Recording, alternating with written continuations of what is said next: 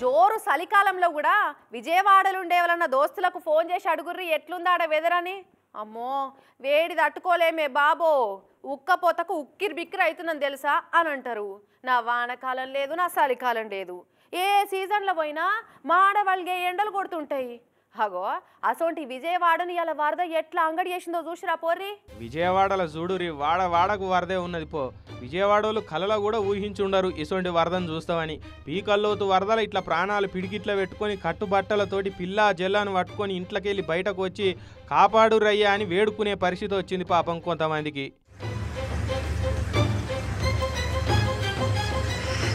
విజయవాడలున్న Vambay colony, సింగునగరు, నున్న, రాయనపాడు, కండ్రిక, రాజేశ్వరిపేట చుట్టుముట్టు కాలనీలన్నీ సముద్రాలు లెక్కనే అయిపోయినాయి. ఇక కృష్ణానది బైపాస్ తీసుకొని వచ్చి విజయవాడ వాడల్లా వారుతుందా అన్నట్టు అనిపించింది అనుకో రాదురి.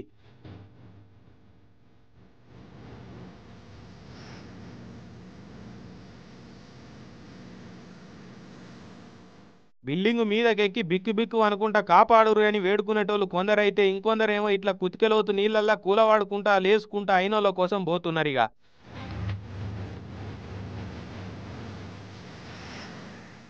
సంటి పిల్లలను ఎత్తుకొని కొందరు, ముసలోళ్ళ రెక్కలు పట్టుకొని దాటించుకుంటా ఇంకొందరు, బతికి బట్టగడితే చాలు భగవంతుడా అనుకుంటా భయంతో రోడ్లు దాటిర్రు.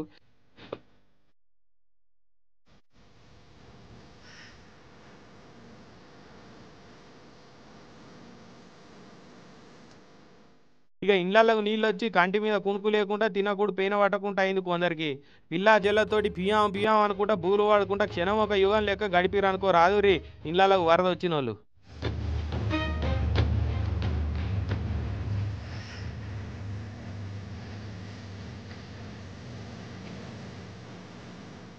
అగో మా విజయవాడ రిపోర్టర్ క్రాంతి నీళ్ళలో దిగి ఎన్డీఆర్ఎఫ్ వాళ్ళు వరద సాయం ఎట్లా చేస్తున్నారు, పడవలు ఎక్కించుకొని ఎట్లా పునరావాస కేంద్రాలకు దొలకపోతురో చెప్పుకొస్తుంది చూడురి.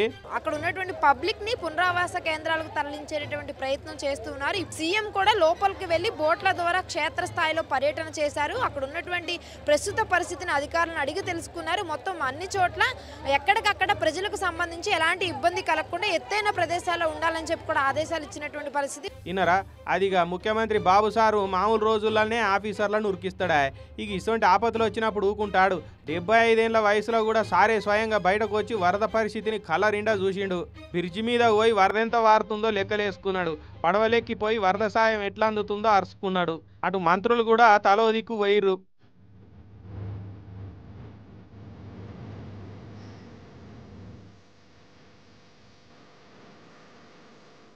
ఇక సారుండి కేంద్రం నుంచి హెలికాప్టర్లను మాట్లాడినా ఎన్డీఆర్ఎఫ్ఓలను కూడా ఎక్కువ మందిని పంపిస్తామని సెంటర్ వాళ్ళు చెప్పిరు. ఎవ్వరికి ఏం అపాయం లేకుండా కాపాడుకోవాలని ఆఫీసర్లకు ఆర్డర్ వేసినా ఎవ్వలేం బొగులు పడకూరి అంతా మంచిగానే అవుతుందని చెప్పుకొచ్చిండు. మొన్ననే సీఎం సార్ అమరావతిలో కంపగింప కొట్టు అని ఆర్డర్ వేసే ఇవాళేమో గిట్లా వరద వచ్చి పాడాయి పాపం.